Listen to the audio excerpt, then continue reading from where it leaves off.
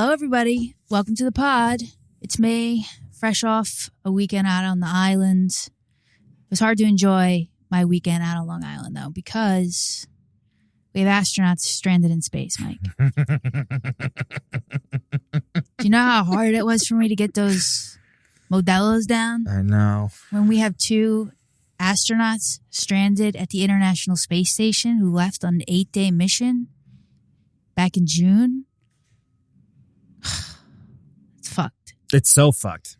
It's actually not fucked because here's the thing. So I got like really involved in the space world this weekend. But and everyone's like, it's fucked. They're stranded.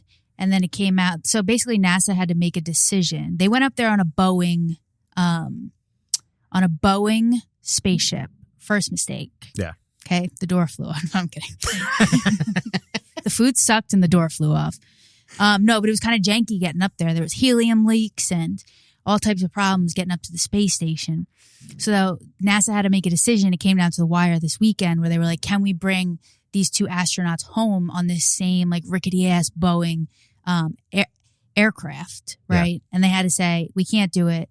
It's going to come back to Earth unmanned. You know, they just bring stuff back to Earth unmanned by just letting it fall. Yes. Onto the Earth. Yeah. They just say, fuck it. They're like, oh, then that'll just fall back to Earth. Don't worry about that, folks. So they were like, actually, we're going to bring our two astronauts home on a SpaceX ship, which was going up there anyway, but it's not going up there to the space station until February 2025. So now the astronauts can't come home until February 2025. And they thought they were only going for 8 days. Talk about a packing nightmare. Fuck that.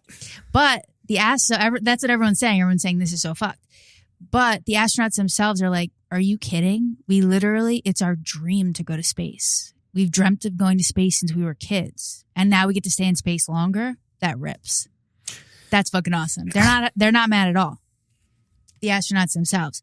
Then I got really, we've talked a lot about the mysteries of the sea on this podcast. Yes. The terrors of the sea. But I've never been so concerned with space. But now I got really, really wrapped up in space. And I'm like, come to think of it, what the fuck is the International Space Station? Now that you mention it, what the fuck is that? It's actually kind of crazy that it exists. It just sits up there. And it's a collab between US, Europe, Japan, I think, and then Russia. Mm-hmm. And they take turns just like sending astronauts up there and doing cute little experiments, floating around. I watched a whole video about the space station, like how they pee and poop, how they sleep. How do they pee and poop? All right, so there for poop, there's a tiny little box with a very tiny hole. So like the aim has to be immaculate. Mm-hmm. Immaculate. And that's for number 2. And then for number 1, there's a hose that you put and you have to pee into the hose. And the lady was like, actually, it gets pretty messy back here. So there's lots of wipes. And they have different kinds of toilet paper for the astronauts from different types of countries because different people from different nations are accustomed to different ways of wiping. Like a more soft paper, a more hard paper. Some people wipe with rocks. Ugh. That's Russian. I was kidding. They don't. But they have a more coarse tissue, more of like a computer paper style tissue. Anyways, I watched extensive coverage of the International Space Station. The other problem with that is like the government funded space agencies want to get out of the International Space Station business. They've had it. So for years now, it's all the talk has been, how do we bring old girl down? Mm-hmm. They want to bring her down. And when Russia invaded Ukraine, the head of their space group, I think it's called Roscosmos or something. I'm going to have said that wrong. Wrong answers only. So he started tweeting like, do you really want to start shit with Russia? Does the U.S. really want to start shit with Russia when they need us to get the International Space Station down? Do you want us to just let it fall? This was the threat he was making. I was like, well, when you put it that way, no. Yeah. He's like, do you really want to get involved with this? Anyway, yes, the International Space Station just as a concept is is wild. And then I was thinking, what if like real war, what if it did come to real war, right? Mm-hmm. What's to stop whoever's up there from using the space station as like a weapon of war? Great question. Who the fuck knows? That's what I kept thinking. Like if it really did come to like all out global war and it happened to be the Russians' turn up in the old ISS. Yeah. You think they're not dropping a few bang bangs? Could a missile actually be fired from space? Probably not. It's got to be hard, right? Oh, the other thing about space. See how excited I get about space now now that I thought about it. Okay, the other thing about space is throughout my entire life, I have insisted, and I have believed it when I said it, that I watched the Challenger space shuttle explode live on TV. Yeah. I've said it many times, and I believe it every time I say it. It's not possible. It happened before I was born. Yeah. But I believe it. I'm like, I know I did. So then in my Wikipedia space journey, I read about the 2003 Columbia space disaster. And I go, oh, that's what I meant. The Columbia space disaster. Do you remember that one? That's what it was. Yeah. That's what we watched live on TV. So basically they sent, I think it was like 7 astronauts, happy little guys. Yeah. Happy little astronauts bouncing all around, bouncing every which way, like thrilled. That's the thing. Like these guys are, guys and girls are thrilled to be in space. Yeah. They're obsessed with space. They could not be more thrilled. Those 2 people up there right now could not be more thrilled that they get to do their little experiments till February up in space. Anyway, so I realized that I had Mandela effect. What I was really thinking of was the 2003 Columbia space shuttle disaster, where they had a crew of 7 doing a little orbit. I don't know what they get up to up there. They just orbit. I don't know what what the vibes is. And they were up there for I think like 16 days. And they were scheduled to come back down to Earth. All their friends and family were assembled down in Florida on the tarmac to welcome their happy astronauts home. And upon re-entry into the Earth's atmosphere, the Columbia shuttle blew up. It blew to bits. And everybody just watched it. It was close. It was close to like home. Yeah.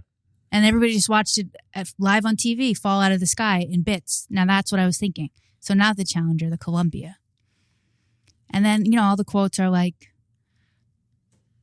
this is the risk of space. Thanks. No shit. I said, I guess you're right. This is the risk of space. Jesus, never really thought about it that much before. And then after this whole weekend of getting really involved with space, somebody puts on Interstellar. 2014 Matthew McConaughey and Hathaway film Interstellar. Mm-hmm. Now, granted, yes, I did miss the first 30 minutes and an hour in the middle, but incomprehensible. Mm-hmm. What was that movie about? I really enjoyed it, but hard to follow. Chris Nolan, right? Chris Nolan. You have Matt Damon. It's funny to watch because, like, I love Matt Damon. I think he's a good actor. Mm-hmm. But he was trying to play, like, a really smart scientist. Mm-hmm. So his character choices for playing the smart scientist were, like, using really proper grammar. It was really funny. He's like, I haven't the slightest idea why. The air has ammonia, but I haven't the slightest idea why. I was like, what in the hell, Damon? Give me some fucking donkeys. What is this? What is this bit you're doing? Anyway, I thought that movie actually ended up being awesome. Now, I don't know what it was about, but it was just interesting that I got so involved with space, but didn't tell anyone. It was a private, internal matter, me and the space. And then out of nowhere, someone puts on Interstellar, which I had never seen. Fantastic movie. Now, in solidarity with the astronauts who are stranded, our word stranded, their word having the time of their life. I will not be resuming this podcast until all the astronauts are home.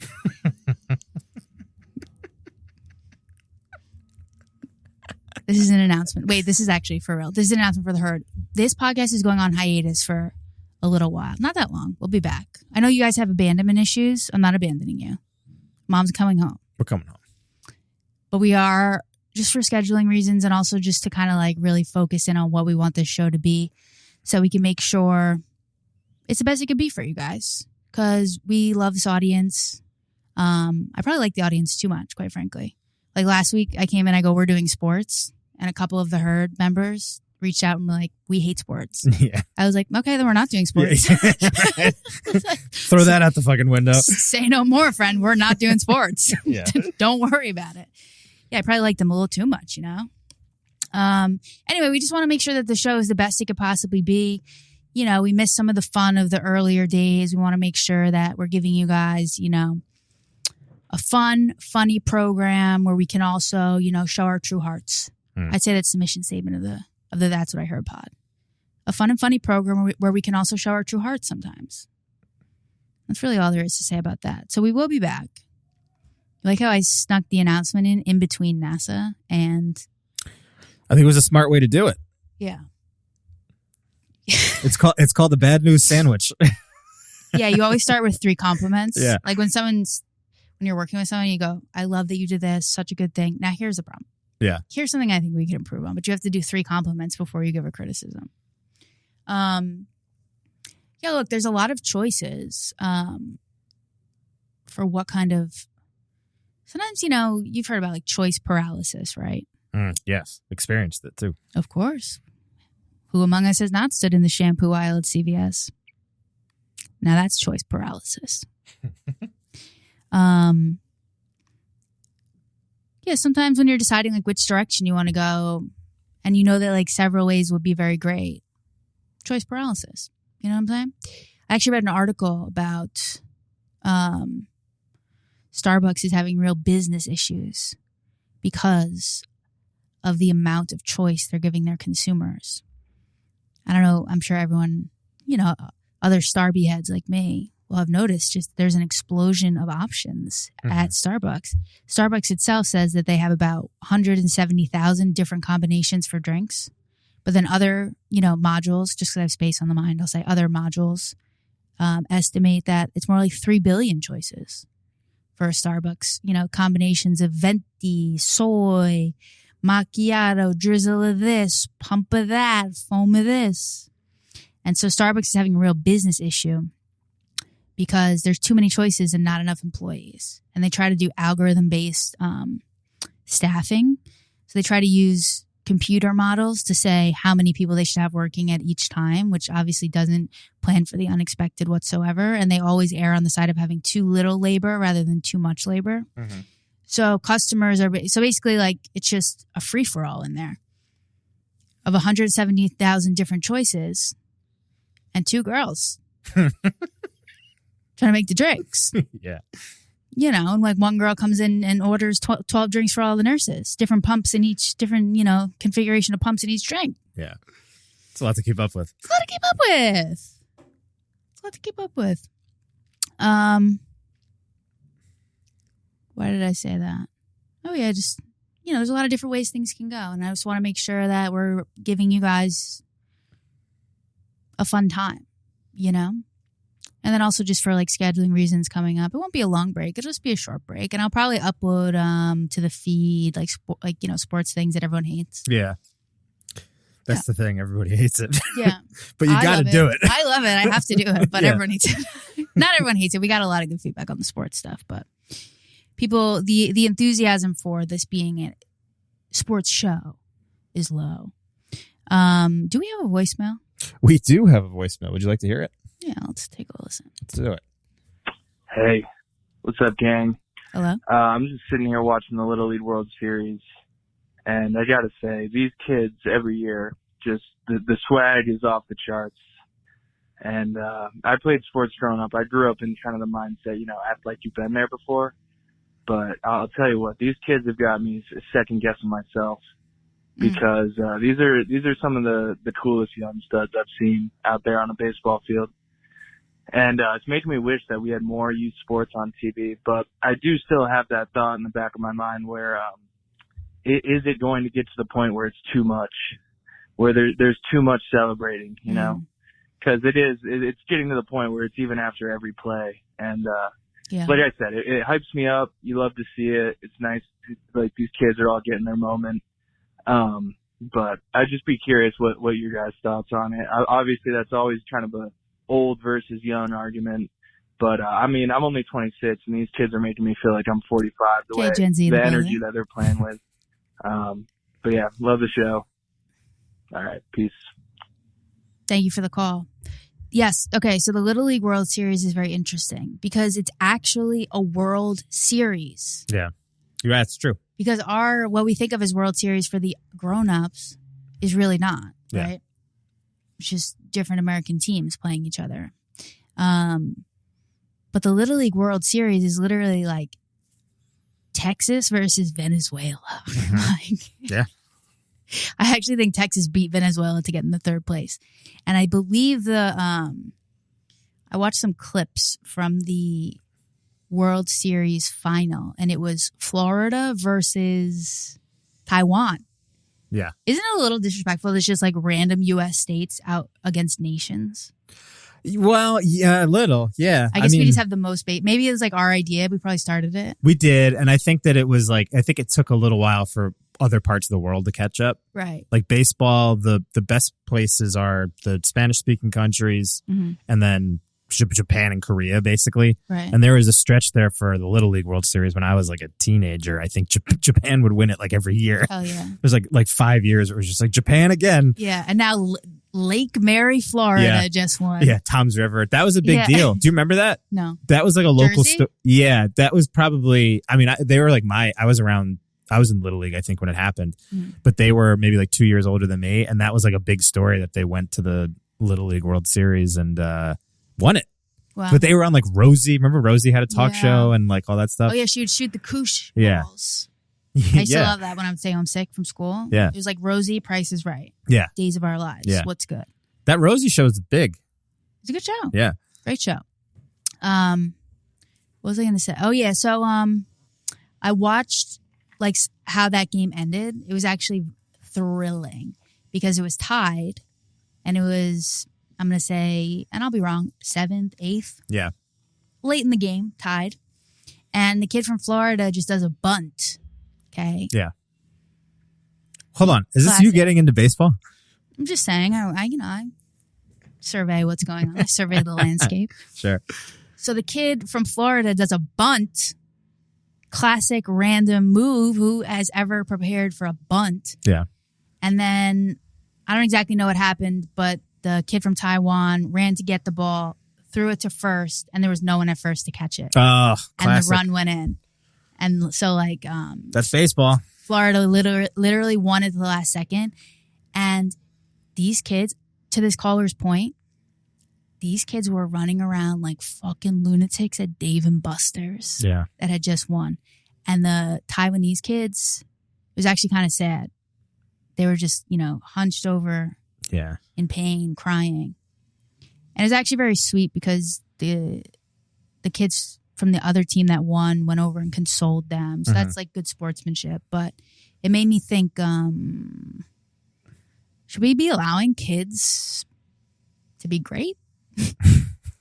What do you mean? Like, is this too high pressure for children to be involved?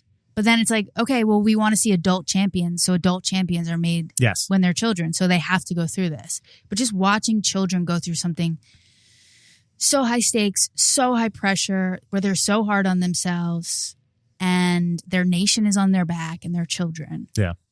And then to watch them lose is hard because they're kids. And this is why I didn't learn to be a champion when I was a kid. I probably should have been in the World Series Little League, at least selling hot dogs there. So I could at least get near the greatness. Yeah. And see what young champions behave like. A lot of those guys go on to play in the big leagues too. I hope so. Yeah. Like Todd Frazier, who played on the Mets and the Yankees, was on that Tom's River team. It definitely happens.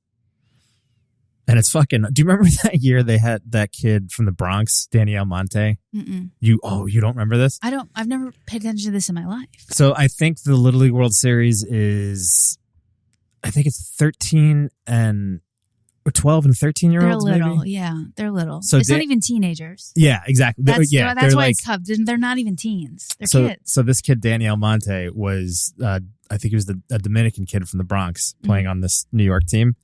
And he was like 17. He had a fake birth certificate. Yes, I remember and he was this. just dominant. He would go out there and pitch. He'd like strike out every single kid.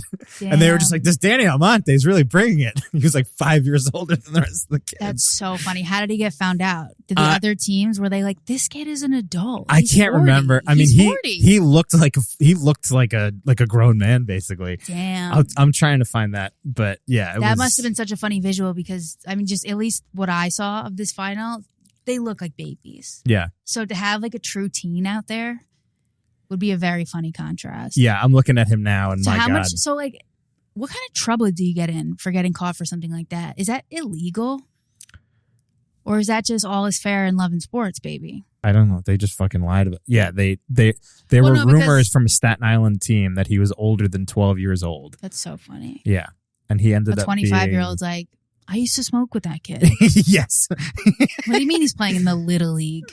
Yeah, that's exactly right. That's so funny. So, but yeah, I don't think it could. I don't know. I'm always confused. I'm always surprised and shocked by what ends up being. I know some things are wrong, and obviously you won't be able to play or participate in that institution again if you're cheating or whatever. But then what you find out is like actually illegal. Sometimes really shocks me. Yes. Like when I'm going to sound crazy, but when I found out that like that whole college cheating scandal, I was like, what do you mean that's illegal? I get you're going to get kicked out of the college, but like, what do you mean that's illegal with the government? Yeah. Like, this is business, baby. Yeah. It's a rich lady doing rich lady thing. I mean, this is how the cookie crumbles. I mean, this is how the sausage gets made, folks. I remember thinking the same thing. I was shocked. And then it's always like mail fraud, wire fraud.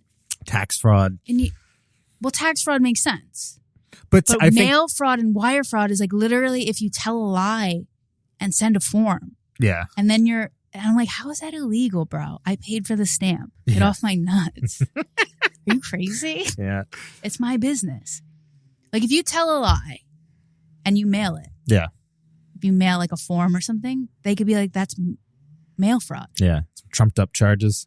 It just shocks me that that's illegal. Yeah. Of all the fucked up things that happen in this country, like that's illegal is funny to me. Yeah. I get wrong, yes. And you won't be able to go to that college. Of course. Fine. Yeah. But jail? It's funny to me. I think she's out, but she's definitely out, but they all like did jail time. Yeah. Any of like wire fraud, I'm just like, tax fraud I get, because we all know like the taxes, like the laws. Yeah. But there's some things, it's like, it's my business if I want to be shady. But the thing if I want to be a liar, that's my business. With tax fraud, the thing that scares me is just that it feels like it's very easy to make a mistake, I think, on taxes. Yeah. And I know they probably, for small things, they just charge you, you know? Yeah, they get it. But that's like, it's something that we all have to do, and it's so easy to fuck up. I know, but if you get in trouble for like tax fraud, that's a good problem to have, because that means you're doing good. I guess so. Yeah, that is a way to look at it. When I used to rap and we would use these beats that had samples from God knows where, never cleared, just rap over the beats. Who knows what that sausage was made of, those beats. Yeah. And, you just throw them up on streaming. There's no thought about clearing anything. And sometimes I would get paranoid because I'm a paranoid person, going back to the time I used my fake ID to get my ears pierced at Claire's in the mall when I was 13. And I'll do that story after I finish this story. But I would get paranoid and everyone would be like, who cares? I'd be like, I don't know. What if we get sued? And then blah, blah, blah. And it's like, yeah, if somebody cares that you use this and sues you, that means you're doing great. That means you made some money. That's a good problem to have. And I could just never see life that way. I agree 100%. I could never see life that way. I'm like, no, we got to worry about that. Yeah. We got to stay up about that. Yeah. But it all goes back. The first time I ever remember having that reaction to something so stupid was I had this girl's ID when I was 13. I don't know where I got it. Somebody found it somewhere. They gave it to me. She was 19. So it just made me over 18, basically. I don't even think I couldn't even buy booze with it, but you get like cigarettes or do whatever. Vote. I could vote. I voted with it. I voted for... voter fraud. I voted for Lyndon Johnson. No.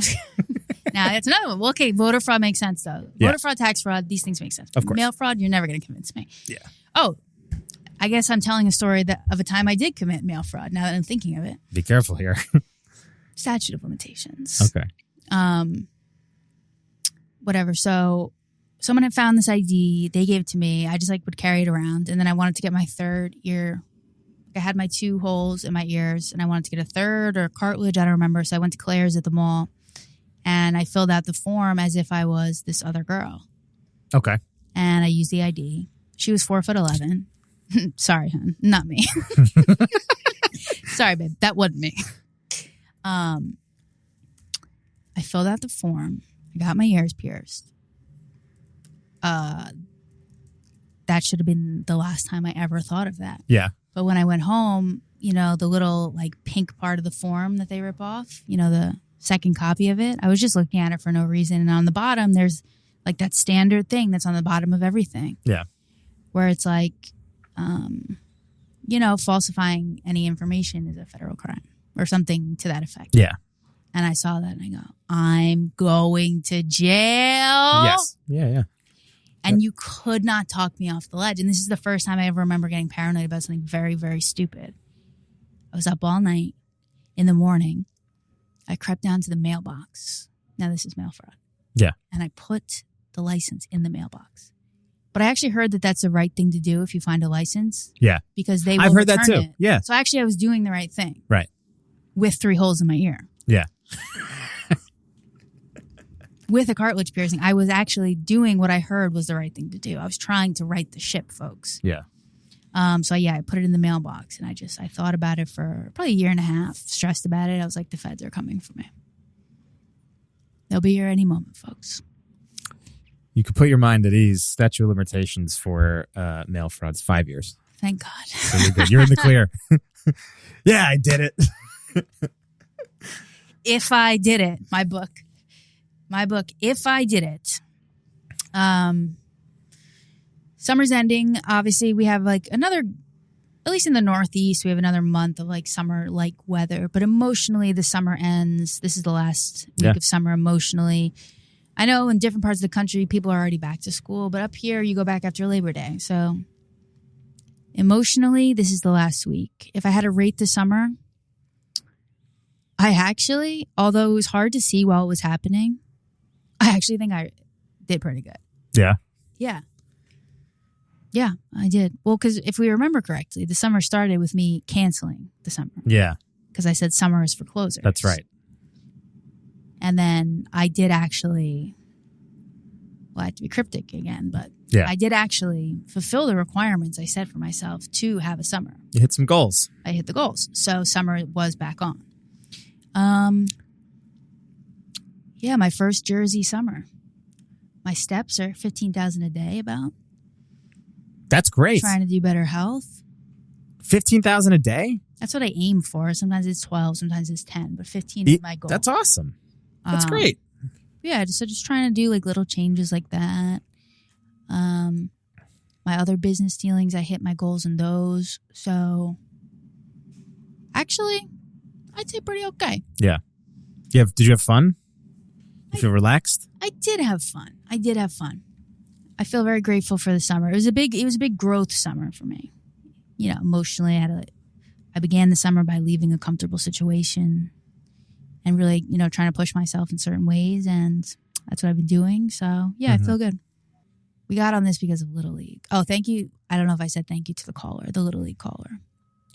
It's a great call. It also reminded me, another tangent, there's some wild stories from down in Florida about youth football. Huge gambling ring. Oh, yeah? Got busted on youth football. This is not many years ago, but a couple years ago for sure. The parents, we're talking in the tens of thousands of dollars. Maybe to the 50s of thousands of dollars. To the point where they had certain young child athletes on the payroll, paying them to play better or play worse. Yeah. I mean, in the tens of thousands of dollars. And the whole case got blown open because I think people just started wondering, like, why are there so many adults without children at these games acting so happy? Yeah. Because people love to gamble. Because they're gambling. They're like, wait, you don't have a son here. and you're so happy to be here. So what might that be about? I think there's a good story on like ESPN or something about the whole thing. Yeah. Yeah. Can I ask you a question? Do you know anything about like the Pete Rose situation? Or am I just bringing up, is this like news to you? No, I mean, I've heard his name. There is a documentary that just came out on HBO that I thought was very good about his whole situation. Do you know he was something like, about socks. No, socks? That was someone else. No. He was one of the best baseball players ever. Right. He had the most hits of all time. Uh-huh. And then they found out that he was gambling on baseball, and they won't let him into the Hall of Fame now. So he's like banned from baseball. So his record's not acknowledged. But I think if you saw the story and how it kind of unfolds, we'd be on his side. We'd be like, why is that illegal? It's a little tough because you start to see he got into some like really weird stuff. Is he alive? Yeah, oh yeah. He's literally in this doc. You should watch this. Does he have any money? No, he's kind of broke. He does signings tough. And stuff like that to kind of like keep Can we get him on the himself- pod when we're back? I can send an email. We'll pay. Yeah. We'll pay. He lives in Cincinnati, so we'll see. Maybe he makes a New York trip and we get him in here. Respect. Yeah. Well, folks, it's a light episode today. Mostly I just wanted to do this episode to let you know that we'll be back in a couple, I actually don't really know. Soon though, not that long. I didn't want to just not put anything out for a couple weeks and have people be like, what happened? Yeah. So that's mostly why I wanted to do this episode, just to check in with you guys and let you know that we'll be back, babe. And I'll still post shit on the feed. And that's it. Happy birthday, Mike. Thank you, Fricks. I love you to the herd, and I'll see you soon. I'll see you on the gram. All right, bye.